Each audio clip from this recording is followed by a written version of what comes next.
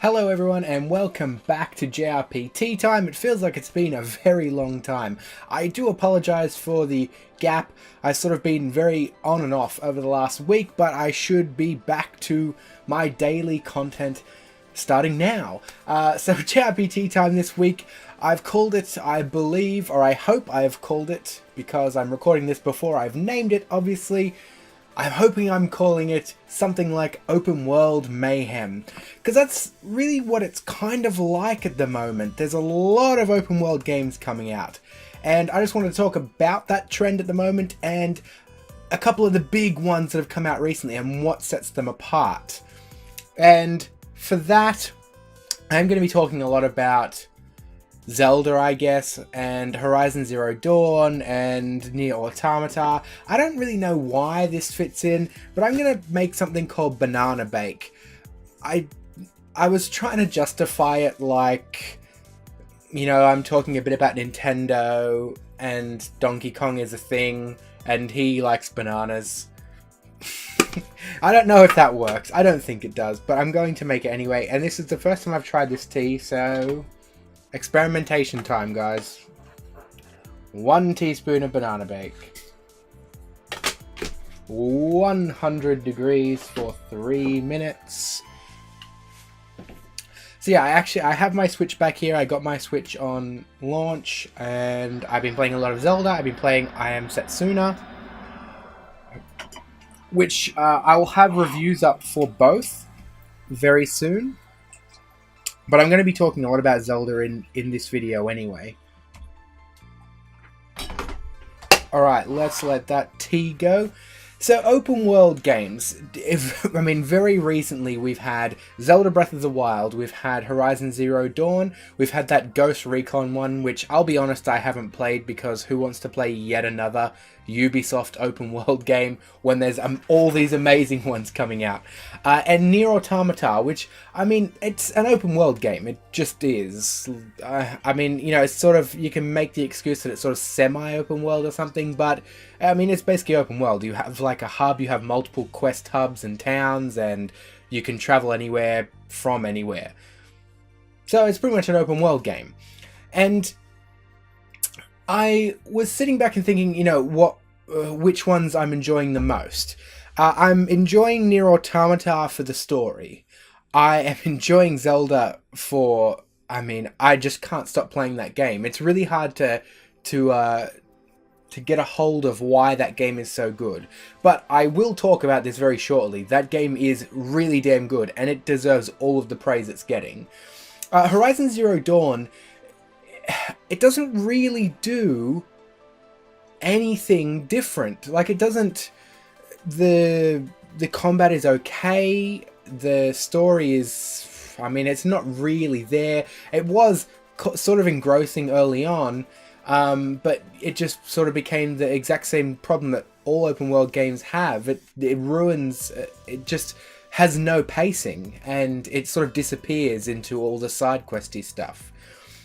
So, Horizon Zero Dawn, it looks incredible. I have to say, I've been playing on a PS4 Pro. It looks and runs really well, even though it's locked to 30 FPS, but it's pretty much a solid 30 FPS at the, I think it's like 1800p temporal 4K upscaling. It looks amazing, like incredible.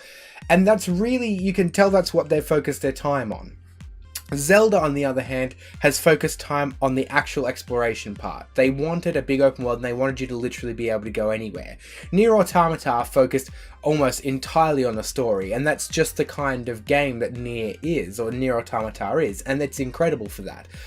In terms of quality of narratives, Nier Automata is one of the greatest games of all time. I do have a review of that coming up as well, so that's sort of maybe a little bit of a spoiler. But in terms of video game narrative, in terms of story, Nier Automata may be the best game ever made. It is that good in terms of narrative and twists and turns and keeping you hooked and wanting to know more and learn. It's just great, and the pacing is fantastic, and it's odd and it's kooky and it's crazy. It's just so good. But I was sitting back and thinking about why Zelda Breath of the Wild is so good. And it got, it's like the third highest rated game of all time, like on aggregate sites and that sort of thing, like Metacritic. And, a lot of people say, Nintendo's paying for reviews and but it really is that good. There are a couple of annoyances, sure, like there are a couple of frame rate dips, but it's in it's basically in heavily wooded areas, like heavily forested areas, and there just aren't that many of them, and there just aren't that many frame rate dips. I'm obviously been playing on the Switch, and it doesn't really ever ruin the game. Sure, it would be better if it ran at 1080p 60 frames or something like that, but it just can't. I mean, that's just the world we're living in. That's what it plays at. But in terms of just everything that it offers, the shrines are so much better. The problem I've always had with Zelda games, excuse me, I will just take this before I start talking about all the problems I've had with Zelda games. And I have had a lot. I'll be completely honest with you, I'm really not that much of a Zelda fan. Because, I've only played through 100%, I've only 100% played through Wind Waker, and Ocarina of Time, a very long time ago. The other ones I sort of pick up and play, and I just don't get through them. And a big problem with Zelda for me has always been that the dungeons last way too goddamn long, and they've still got the gimmick thing. Like in Wind Waker, the two things that I hated the most were those two dungeons towards the very end of the game where you had to take in a partner. You had to carry them around, and they had wings so you could throw them across. I hated those dungeons. They go for just way too long. They're way too tedious and boring, and that's always been the problem with Zelda. The dungeon designs are great for the first 10 minutes, and then the rest of the goddamn dungeon is awful. I know some people obviously like big long dungeons, but I'm just not one of those people. So Breath of the Wild is perfect for me. The shrines are amazing because they're just short. They're short, punchy. They still require thought. They still require puzzle solving, and it just means that there can be a lot more puzzles in the game. Rather than relying on one central mechanic, they've got a bunch in there. And even just off the core base things, like the magnesis, so having the metal thing, or the, rising the ice pillars, the cryosis, those are just the base mechanics. Because then you got to think about into their physics engine is the stuff like the balls that you can place into the sockets to have them activate things. They can be moved by wind. So there are a couple of shrines that I've been in where I've had to place a ball somewhere and have the wind take it to the place it needs to go, so I could actually get to where the platform was going to rise in time, because if I just put it into the socket, the platform would rise and I wouldn't be able to get on it. So it's really cool. I love that thing. But what really got me, and I was trying to figure out why it was better, why Breath of the Wild was better than all the other open world games that have come out recently. And it's because, and this was said during a Game Informer podcast thing. I watched a video where the guy who gave it a 10 out of 10 in Game Informer, they were asking him why it was a 10 out of 10. And he came about half an hour into this thing. He hit on exactly what it is that makes the exploration in Zelda Breath of the Wild better than anything else, better than Horizon. It's because of the climbing mechanic. And I know it doesn't sound right. When you think, oh, so you can climb, so what?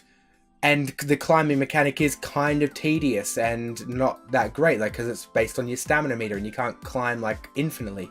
But the thing is that the climbing mechanic means that you literally can go anywhere in the world. Anything is open for you. You can explore everywhere, and things that you don't think you should be able to go to are meant to be gone to, and there is stuff there to find. That's why Zelda Breath of the Wild is a truly open world game. There have been lots of games, that have said, oh, you can go anywhere, but the problem is that you just can't, because you walk into an area and say there's just some columns, for a broken down building or something, but you can't get on top of those columns because they're just meant to be dressing. They're just like set dressing. They're just like background things. They're just statues. But in Zelda, you can climb those. It doesn't matter. Like, they're meant to be gone to. Whereas in Horizon Zero Dawn, you'll find a lot of set dressing stuff where you just can't go there. And there are obviously invisible walls on the very outer edges of the world in Zelda. But I found invisible walls in Horizon Zero Dawn just walking up mountains. Like actual invisible walls that aren't on the edges of the maps. It's just because you're not meant to go there. It's an open world, but it's not really open. And that's the same thing with Nier Automata. It's an open world, but there are lots of places you can't go that you think you should be able to go. And that's what really sets Breath of the Wild apart, because literally everywhere is meant for you to explore. You are meant to explore it. You are meant to find things in these places that you shouldn't be able to go. And it's amazing. I love Breath of the Wild. I have played it, I mean, a lot. While I was having all my electricity problems and internet problems, I was still able to play Zelda Breath of the Wild most of the time. And that's really what I think it comes down to, is the climbing mechanic. Open world games aren't really open. And the only game that comes to mind that I think of is similar is Xenoblade Chronicles X on the Wii U. And that was of course made by Monolith Soft, and of course Monolith Soft heavily helped with Zelda Breath of the Wild development, especially the world. So there you go. I think that obviously Monolith Soft are just king of open world games, and they definitely need some more praise. If you guys haven't played Xenoblade Chronicles X and you have a Wii U, then you are missing out on probably one of the greatest games ever, in terms of an all-round game. I love Xenoblade Chronicles X. Alright guys, I won't keep you guys much longer. I wanted to keep this nice and short because I do actually have a bonus JRPTea-Time coming up tomorrow. But I will try some of this banana baked tea. This is the first time I've tried this tea. First time. And I realized that I look really bad while drinking tea. Like, I look really strange. So I'm going to try not look strange. No, I'm looking bad already. It's not going to work, guys. It's not going to work. But, I mean, that's a good tea. My friend told me about this tea. And, he wasn't wrong, because that is delightful. And it's vaguely Donkey Kong-ish. Who's not in Zelda. Alright, guys. You know, all the good stuff. Like and comment and subscribe and all that stuff. Actually, jump down in the comment section and let me know what you think of the recent sort of open world trend, because it just seems like everything coming out recently is open world. It's open world, open world, open world. You know, after we had that sort of mini rush with like Mad Max and like those Warner Brothers games, you know, like Batman and all that kind of stuff sort of started coming out, and now it just seems like open world is the new cover-based shooter. When everything had to be a cover-based shooter, now everything has to be an open world game. And I think it will start to die off soon. I mean, I hope it's going to die off soon, because not everything needs to be an open world game. It really doesn't have to be. And a lot of the time, companies get it completely wrong, like Ubisoft, who make pretty much everything an open world, and everything in it is boring, useless, pointless, and just useless busy work. And I feel that's why Zelda is so good, because it's the opposite of that.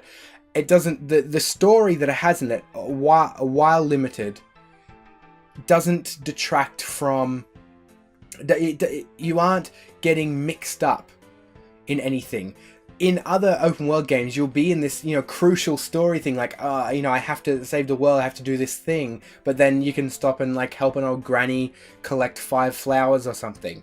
But that sort of thing isn't really in Zelda, because doing shrines, you have to do those in order to get powerful enough to save the world. That's the thing. Most of the things you do, side quest wise, are actually on your journey to being able to save the world. That's sort of what the overall narrative is.